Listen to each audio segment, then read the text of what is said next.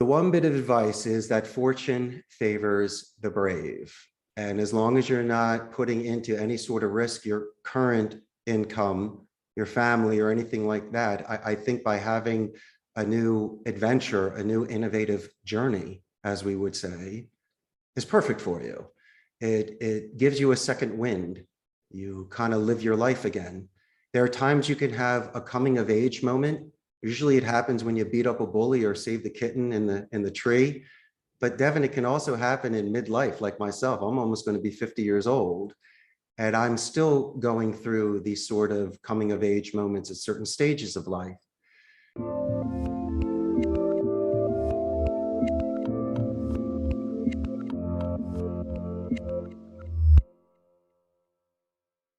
Hey everyone, this is Devin Miller here with another episode of the Inventive Journey. I'm your host, Devin Miller, the serial entrepreneur that's grown several startups into 7- and 8-figure businesses, as well as the founder and CEO of Miller IP Law, where he helps startups and small businesses with their patents and trademarks.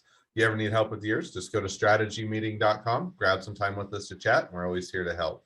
Now, today we've got another great guest on the podcast, Richard Blank. And Richard graduated high school in 91 in Philadelphia, and went on to the University of Arizona and studied in Spanish and communications, focused on public speaking public speaking, and then went to work for Barton Beers and another business that I can't tell you, I don't know. I'm going to slaughter it, so he'll get a fill in the blank. It's a bit there, but then was invited by his friend to go to Costa Rica to help out with the call center. Originally, it was supposed to be for a couple months, turned into a few years there, and then came back, decided to start his own call center, and then has been doing that ever since. And so, with that much as an introduction, welcome on the podcast, Richard. Thank you so much, Evan. It's great to be here. And as you mentioned, each one of us has a journey. Mine just included a couple twists and turns, and here we are today in sunny Costa Rica. Okay, as all good journeys do. So, well, I just took a much longer journey and condensed into the 30-second version. So let's unpack that a bit and tell us how your journey got started graduating in Philadelphia from high school. Absolutely. I'm a very proud alumni of Abington Senior High School in Northeast Philadelphia. I graduated in 1991. I was considered the class partier because I had traveling parents, so I had an open house most weekends that I took full advantage of. But unlike most of my friends, Devin, that were moving on to Ivy League, and they had a plan of either medicine, law, engineering, architecture, or family business, I was focusing more on my favorite class, which was Spanish. And I was fortunate to get a college recommendation from my Spanish teacher and the late Principal Norman Schmidt that assisted me into getting into the University of Arizona. And just like yourself, an expert public speaker, and I also decided to study rhetoric so I could have a proper delivery. And everyone needs a special sauce, so I chose micro-expression reading so I can gauge the positive reinforcement with those with whom I'm speaking. And so it enabled me to manage conflict and to be able to engage in a certain strategic way where I can prolong conversations to, I guess, much more favorable conclusion. And we'll get to that a little bit later in the show, but it was more about being a dreamer. Most of my friends were not going to be studying languages in college. And so by trying to compare notes or to go back and forth, no one really knew what to tell me except go, Richard, go. And what I needed. One question just on that, because when you go into that, and I think, from just a pure intellectual perspective, sounds like it'd be an interesting thing to study and would be a great degree. Now, but what was the plan, kind of as you're going into studying Spanish and also kind of public speaking and understanding people's expressions and those type of things? What was the plan for kind of after college, or did you have a plan at that point? Absolutely. So I could get a job and not have my parents grilling me. So I knew that if I was the only one out of my friends that was bilingual, I could translate for a doctor and an attorney. I could be that one person that could pull the James Bond move and be able to communicate in other languages and other areas of the world. So it gave me some sort of flexibility and leverage. It also made me marketable. Two jobs that I had one job during college, just to gain work experience, was I interned for Telemundo. I did that for 2 years, 20 hours a week of promotions and public relations. So I worked it around my school schedule and my party schedule. On the weekends, during the days, I would usually go to some amazing events in Tucson, Arizona. So it built up my public speaking skills in front of thousands of people and their events. And post-grad, I worked for an importer of Corona beer. So by showing that experience in college, I was able to land a job where I could represent the Southwest United States with promotions and public relations with Corona beer and other sort of exotic imports that they sold. And that was amazing. And then when I was 27, a very good friend of mine offered me to come to Costa Rica for just a couple months, just to work with his customer service department and maybe talk about some soft skills. Well, I don't know about you, Devin, but if you can get past your parents' guilt, you can live anywhere in the world. So I took that advantage. And when I was here, I saw this incredible environment of bilingual individuals that were artists on the phone. And it inspired me enough to where I shed a skin that day. And I also gained a new life. I knew where my destiny was.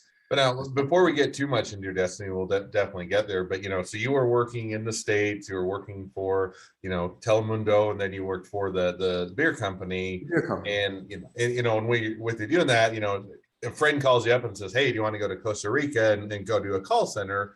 Some people might find that exciting. Other people saying, well, that kind of sounds stupid. I've got a good job and I like in the US. So kind of, were you looking to leave the job and you wanted to do a new adventure? Your friend was really convincing, or, kind of how did you jump from, hey, I'll leave the job that I'm currently doing and move to Costa Rica and work or do a call center?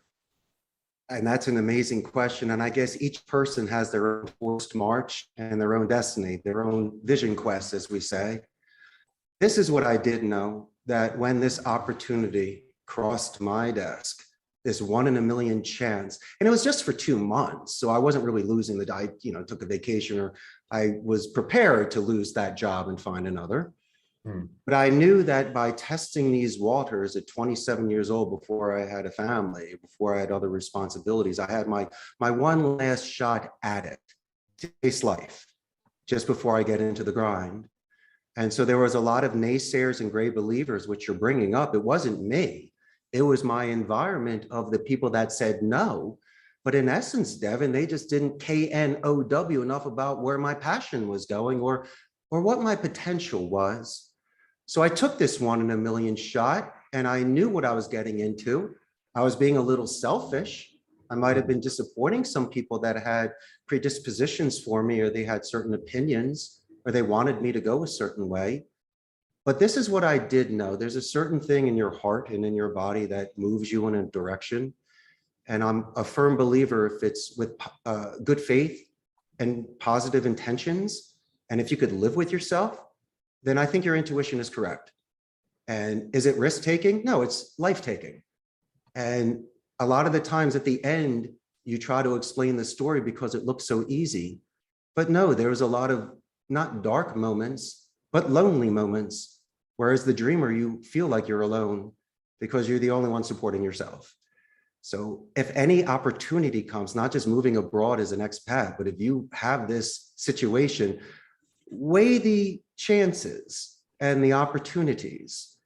And if your heart says go for it, then I say be a little afraid, but definitely take that first step forward and go for it. So now you take that first step and say, hey, couple months, what's the worst that could happen? If it doesn't work out, so be it. Then I'll come back. I can always find another job. Now what was kind of the, that couple months turned, I think you mentioned 4+ years of working with your friend and doing that call center. So kind of what changed from the, the attitude of, hey, I'll go do this kind of as an adventure for a break for a couple months to I'm going to do this for multiple years with your friend, and how did that kind of shift for you? The moment I walked off the plane of August 15th of 2000, my cousin Joe is here. So he was here to greet me anyway and introduced me to some amazing people too.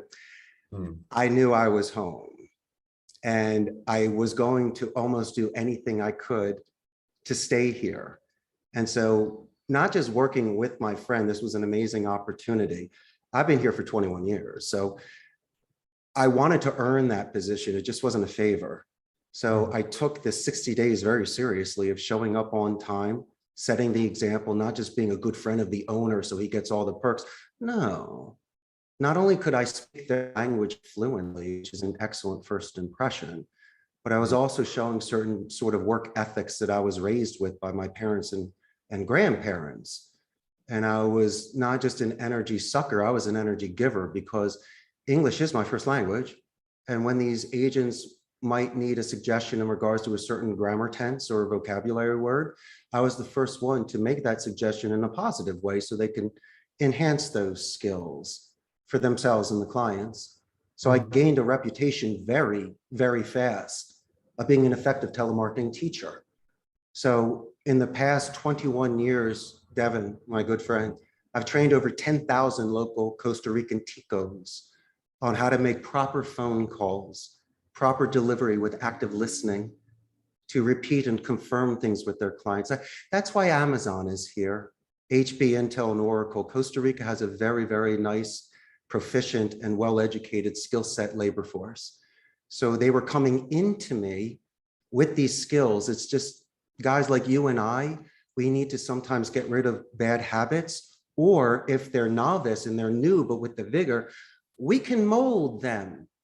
We can train them. We can guide these young minds in a certain way to where we can build their self-confidence, Devin. We can increase their self-reliance. Yes. Now let me ask you one question, maybe just getting back a bit to the journey and that story. So you worked with your friend, I think you mentioned, for about 4 years, and then you decided to go out on your own, or you decided to go do your own business. And I think it was in this call center industry and still staying down in Costa Rica. So what made you decide to, as opposed to building it with your friend or continuing down that route, decide to go out and do it on your own? That's one of my favorite questions, and a very intelligent question. When you're with the people, when you eat lunch with your people, when you sit next to those people day in and day out, you learn about the environment and the culture. And so it was the first time I've ever been in a call center before. Naturally, it was something that I was able to gravitate to and do very well. But I also saw the gripes and the pressures agents had outside of the office. But not only that, Devin, the fact that they felt like robots, expendable, just numbers. So to be a good leader, I knew that I once again was able to enhance their experience and to give them dignity. Not saying that my friend didn't do a good job, but I don't think he was in the trenches like I was for all these years, which I couldn't be more grateful for. And so by learning every department and learning how departments work with one another, I did realize this one thing. Immediately, I was going to have a game room in my company, just because I'm from the 80s and I love pinball and Pac-Man. But I know that agents in other accounts, I could create an environment where people could meet one another, let off steam, build up their energy, make friends. And so this was a safe place for them, and even for the boss. So instead of being in my office where I'm grilling you, you and I could be downstairs playing some pinball, having a good time, competitive advantage. And you know, the scientists say that the best relationships are formed through play. So why can't we balance the two, and to create where the attrition gets lower because people make friends here? So to answer your question, Devin, I didn't see it more as the technical side with the computers and the server room and that equipment.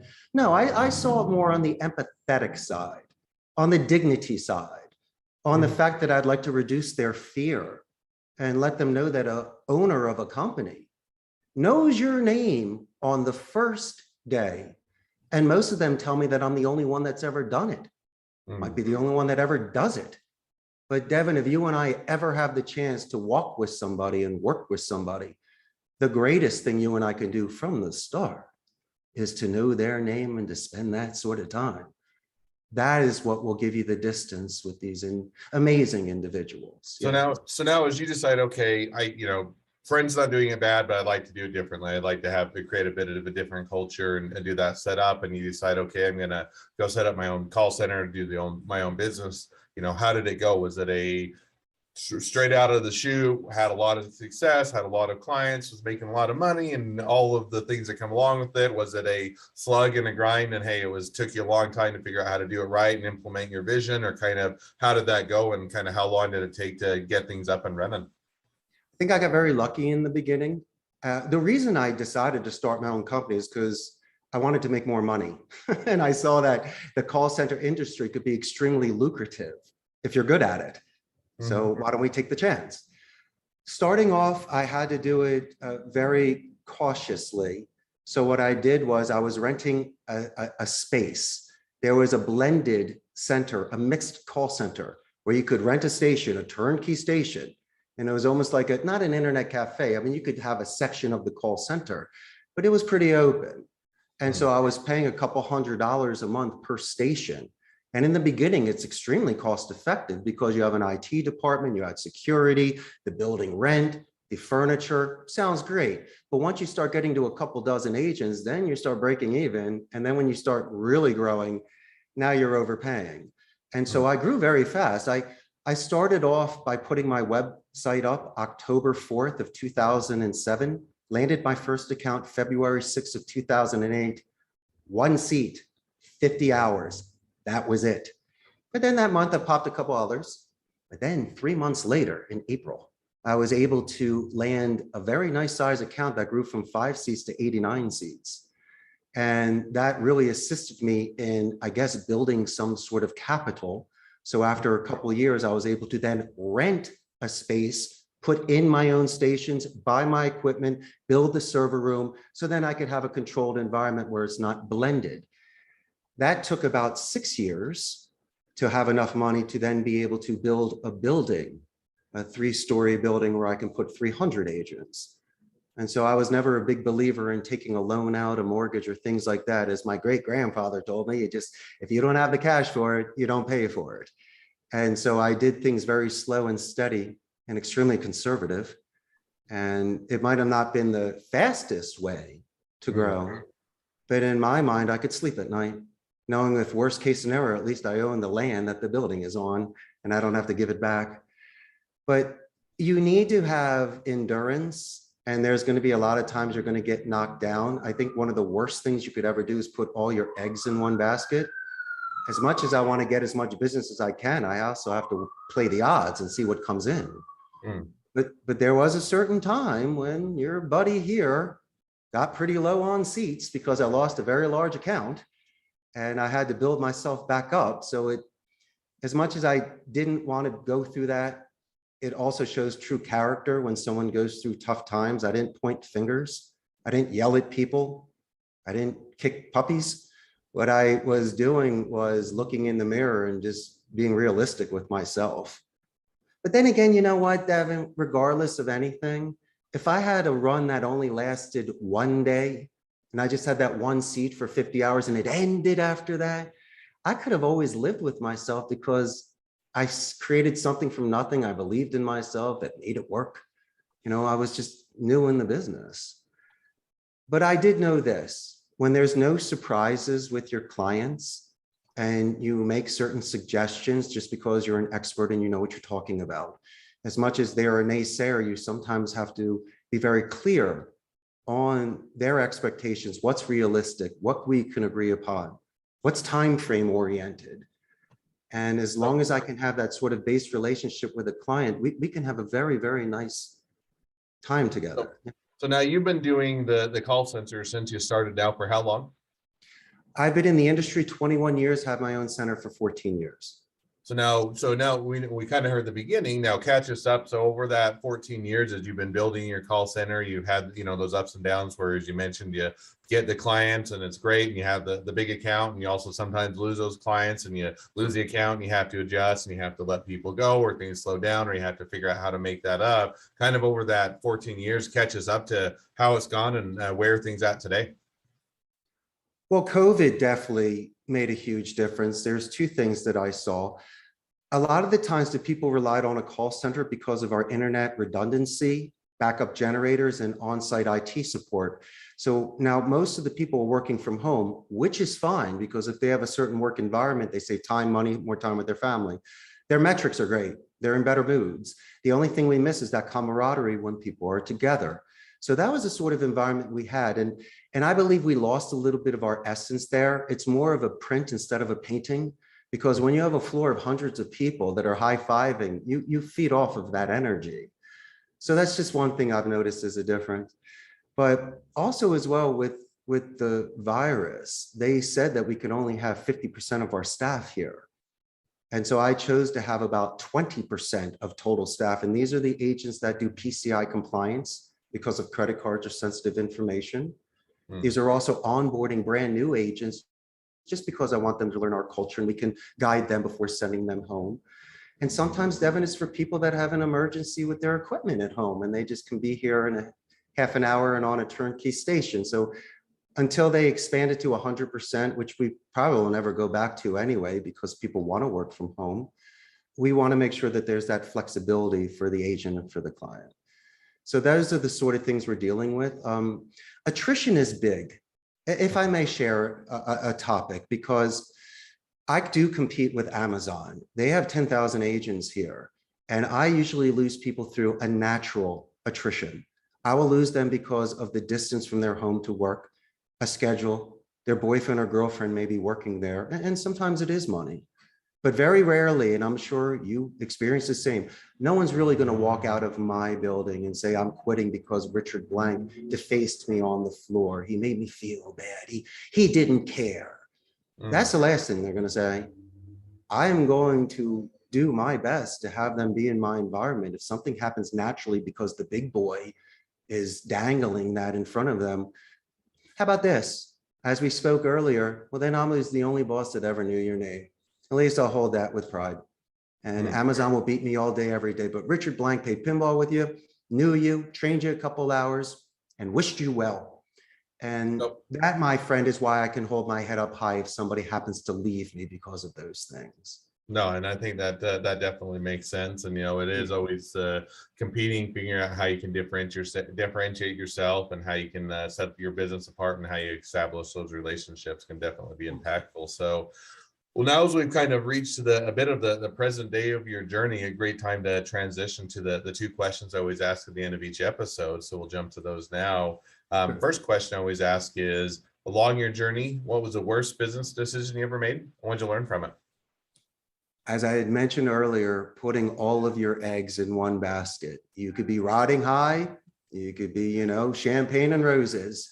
And then the next thing you know, you could be almost out of business. If you don't have that sort of luxury to expand your clientele base, my suggestion for you in that situation is to save as much money as possible and to be conservative, because sometimes runs end. And just like myself, without getting into too much detail, I was very conservative enough with my money where I could weather the storm.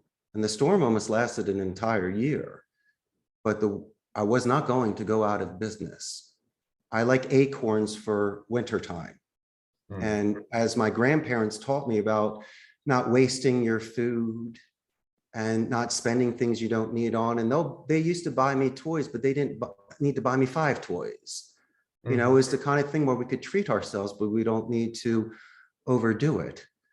And when you're a business owner and money starts coming in, I could totally see you going out and celebrating with your friends, and you definitely should. Order more sushi and have a great time. But then again, be responsible, because the best ships can weather those storms. That's what we're made for. We're not made for just sitting there at port and just getting fat and enjoying those times. No, the real business owner is the one, as I told you earlier, that can weather these storms, that can reduce their attrition, that can have the guts enough after learning an industry to put their own time and money down. And Devin, check this out. My wife is my business partner. She and I have been working. She used to work for Cafe Brit. She was the top jewelry saleswoman at the airport, which was kind of cool for a couple of years. And when I first started this business, she was very realistic with me. And she said, Richard, I love you, but you're not Costa Rican and you're a businessman, but you really need to know this culture. So why don't I work with you, and I can be in charge of human resources and work with the government and make sure that everything's cool. And you on the other side can do what you do best. No, I think that's awesome that you had the opportunity to work with your wife, and that was definitely sounds like it was a good experience and a great mistake to learn from. Of course. Second question I always ask is, now if you talk to someone who's just getting into a startup or a small business, what'd be the one piece of advice you'd give them? The one bit of advice is that fortune favors the brave. And as long as you're not putting into any sort of risk your current income, your family, or anything like that, I think by having a new adventure, a new innovative journey, as we would say, is perfect for you. It gives you a second wind. You kind of live your life again. There are times you can have a coming of age moment. Usually it happens when you beat up a bully or save the kitten in the tree. But Devin, it can also happen in midlife, like myself. I'm almost going to be 50 years old, and I'm still going through these sort of coming of age moments at certain stages of life. I did it later in life, if I may say. I started my business at 35, so I could have done it earlier, but there's also something about impulse control and maturity.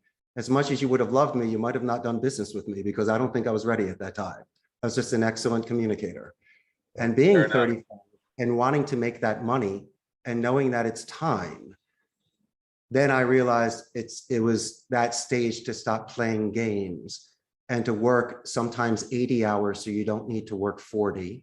Awesome. No, and I think that, and I maybe just to jump in, because I think that, you know, circling back to the one piece of advice, I think that's definitely a great takeaway, and something that as people are getting started definitely makes sense. So, well, as we start to wrap towards the end of the episode, if people want to reach out to you, they want to be a customer, they want to be a client, they want to be an employee, they want to be an investor, they want to be your next best friend, any or all of the above, what's the best way to reach out to you, contact you, find out more?